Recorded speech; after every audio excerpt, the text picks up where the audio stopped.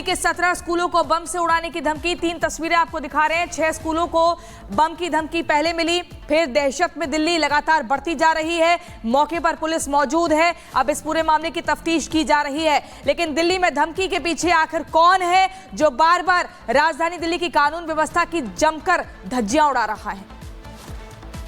दिल्ली में एक बार फिर से प्राइवेट 3 स्कूलों को बम से उड़ाने की ईमेल मिली है, जिसके बाद आज सुबह दमकल विभाग को ये पूरी जानकारी दी जाती है, दिल्ली पुलिस को जानकारी दी जाती है, जिसके पुलिस टीम और दमकल विभाग टीम जो है वो मौके पे पहुंचती है। इस वक्त मैं ईस्ट ऑफ कैलाश के दिल्ली पब्लिक स्कूल के बाहर मौजूद हूँ। इस स्कूल को भी लगभग 6:35 पे दमकल विभाग को इस स्कूल से पीसीआर कॉल मिलती है कि उनको एक बम थ्रेट जो ईमेल है वो मिली है, जिसके बाद स्कूल में आज जो है पेरेंट्स को छुट्टी की जो मैसेज है वो स्कूल की तरफ से फॉरवर्ड किया गया है। और अभी भी आप देख सकते हैं जो स्कूल में काम कर रहे लोग हैं वो भी यहाँ पर मौजूद हैं। मैम आप स्कूल में काम करते हैं? सर मुझे नहीं पता। कुछ जानकारी आप यही काम करते हैं? नहीं ये सभी वो महिलाएं हैं जो यहाँ पे काम करती हैं। क्या नाम है आपका? सर ज्योति। क्या पता चला आपको स्कूल से अभी बाहर नहीं कुछ ऐसा? सर हम अंदर जा ही नहीं पाए, हम लोग बाहर ड्यूटी के लिए आए थे। ड्यूटी से आते गेट बंद था, सर ने बोला सब लोग बाहर खड़े हो जाइए, तब से सर अभी आप लोग बाहर ही है। कुछ और बताया कुछ ऐसा? ऐसा हमें नहीं बताया। तो आज बच्चों की छुट्टी है? हाँ जी सर। अच्छा, कुछ और बातचीत हुई? जो टीचर्स उन्होंने क्या कहा कि मतलब? कुछ भी नहीं बोला हम लोग तो बाहर ही खड़े हैं, जब से आए हैं जब से बाहर ही खड़े हुए। हमको बताया कि बम से उड़ाने की कुछ ईमेल? नहीं हमको इन्फॉर्मेशन नहीं है हमारे पास। हमें सिर्फ इतना बोला गया बाहर खड़े हो जाइए। बोला गया है कि मतलब जब से हम आए ना यहाँ पे तो बाहर ही खड़े हैं हम तब से। बिल्कुल, ये तमाम जो महिलाएं हैं ये स्कूल में काम करती हैं। इसके अलावा मैं एक और तस्वीर दिखाना चाहूँगा। दिल्ली पुलिस का जो बॉम्ब डिस्पोजल टीम है वो भी यहाँ पर पहुँची हुई है। लगातार जो स्कूल में सर्च ऑपरेशन है वो जारी है। इसके अलावा दमकल विभाग की जो एक गाड़ी है वो भी मौके पे जो है तैनात की गई है, स्टैंड बाय पे रखी गई है। दरअसल आपको बता दें पहली कॉल जो है सुबह 4:23 पे जो कॉल मिलती है वो पहली कॉल भटनागर इंटरनेशनल स्कूल से मिलती है कि स्कूल के अंदर बम होने की कॉल है, जिसके बाद जो है सभी स्कूलों के अंदर जो 3 स्कूल चिन्हित किए गए हैं उनको तरफ से जो है छुट्टी घोषित कर दी है। दूसरी कॉल जो है वो 6:23 पे कैम्ब्रिज स्कूल से मिलती है और तीसरी कॉल 6:35 डीपीएस स्कूल से दी जाती है। तो फिलहाल स्कूल के अंदर जो 3 स्कूल सामने हैं उनके अंदर जो है सर्च ऑपरेशन किया जा रहा है। इसके अलावा दिल्ली पुलिस भी उस ईमेल की आईपी एड्रेस खंगालने में लगी है जिस आईपी एड्रेस से इन 3 स्कूलों को बम से उड़ाने की ईमेल मिली थी। वीडियो जर्नलिस्ट पंकज के साथ साहिल भामरी, रिपब्लिक भारत, दिल्ली।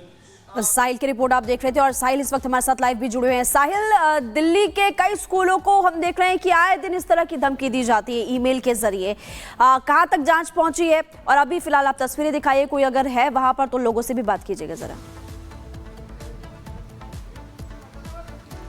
देखिए इस वक्त मैं Delhi public school east of Kailash के बाहर मौजूद हूँ। फिलहाल सर्च ऑपरेशन जो है पूरी तरह खत्म हो चुका है, क्योंकि सुबह लगभग 6:35 पे दिल्ली पुलिस और फायर को ये कॉल मिलती है कि ईस्ट ऑफ कैलाश के अंदर बॉम्ब प्लाट का जो ईमेल है वो स्कूल को मिला है, जिसके बाद bomb disposal team, fire department और मेडिकल टीम जो है वो स्पॉट पे पहुंचते हैं। लगभग कई घंटों की सर्च ऑपरेशन के बाद जो है स्कूल में फिलहाल कोई ऐसी संदिग्ध वस्तु जो है वो नहीं मिली है और जो स्कूल में जो स्टूडेंट्स हैं उनको छुट्टी घोषित कर दी है, क्योंकि स्कूल की तरफ से सभी पेरेंट्स को मैसेज भेजा गया कि आज स्कूल में छुट्टी है और जो तमाम पेरेंट्स जिनको जानकारी नहीं थी वो अपने बच्चों को लेकर यहाँ पे पहुँच रहे हैं, उनको यहाँ से वापस भेजा जा रहा है। जो काम करने वाले वर्कर्स हैं स्कूल के अंदर वो फिलहाल यहाँ से उनको वापस भेजा जा चुका है। लगभग एक बार फिर से 16 से 17 प्राइवेट स्कूलों को टारगेट किया गया है। रात 12:05 पे जो है 16 से 17 प्राइवेट स्कूलों को बम से उड़ाने की जो ईमेल है वो मिलती है, जिसके बाद सुबह जैसे ही ईमेल जो है स्कूल का प्रशासन देखता है तो फायर डिपार्टमेंट दिल्ली पुलिस को इस पूरे मामले की जानकारी दी जाती है। फिलहाल इस ईमेल भेजने वाले का जो मकसद है वो साफ नहीं हो पाया, क्योंकि लगातार दिल्ली के प्राइवेट स्कूलों को टारगेट किया जा रहा है। बम भेजने का ईमेल का मकसद क्या है वो पुलिस पता लगाने में जुटी हुई है।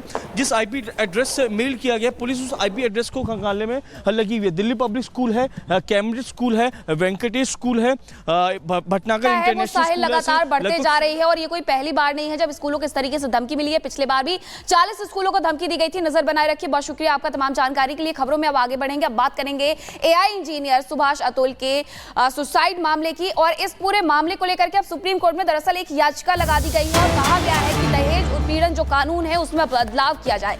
ये याचिका लगाई गई है सुप्रीम कोर्ट के वकील विशाल तिवारी के द्वारा। कानून में संशोधन की मांग उन्होंने की है। सुप्रीम कोर्ट के रिटायर्ड जज की अगुवाई में कमेटी की मांग की है और शादी में मिलने वाले पैसों के रिकॉर्ड में रखने की मांग भी उनके द्वारा की गई है। सॉफ्टवेयर इंजीनियर अतुल सुभाष ने सुसाइड कर ली थी और उसके बाद उनका जो वीडियो सामने आया था उसमें उन्होंने तरह तरह के खुलासे किए थे कि किस तरीके से एक कानून का गलत इस्तेमाल किया गया उनके खिलाफ और इस वजह से उन्होंने आत्महत्या की।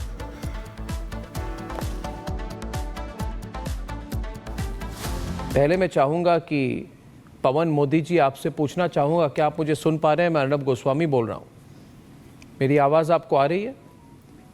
मैं सुन पा रहा हूं।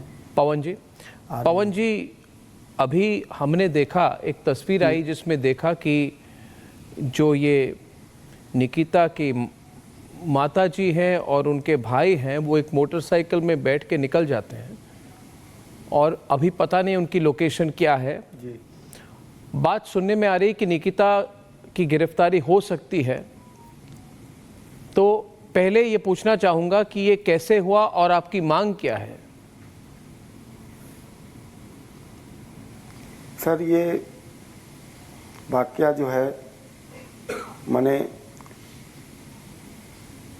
2019 में शादी हुई थी। उसके बाद मेरे पास एक दिन के लिए वो आई थी, दूसरे दिन वो चली गई। उसकी ख्वाहिश थी कि मैं मॉरिशस जाऊं हनीमून मनाने। मेरा बेटा मेरे से पूछा कि पापा क्या करूं? मैं कहा जाओ, बहू आई है घर में, जहाँ ही कहती है जाओ। तो वो दूसरे दिन चली गई और उसके बाद वो मॉरिशस गई। मॉरिशस से आने के बाद जिसमें कंपनी में काम करती थी तो हरदम लेट जाती थी और हमारे लड़का को भी अच्छा नहीं लगता था, लेकिन वो कुछ बोलता नहीं था, समझाता था कि लेट जाना उचित नहीं है। लेकिन कंपनी वाले तंग आकर के उसको प्रेगनेंसी पीरियड जब हुआ तो उसका एक बहाना करके उसको हटा दिए और उसको पैसा भी नहीं देते थे। मेरा बेटा उससे फिर कंपनी वाले से समझ उमझ के पैसा उसको दिलवाया। उसके बाद वो प्रेगनेंसी पीरियड में जब आ गई तो उसने कहा कि मम्मी क्या करूं? तो हमने अपनी वाइफ को वहाँ दिसंबर में भेज दिया।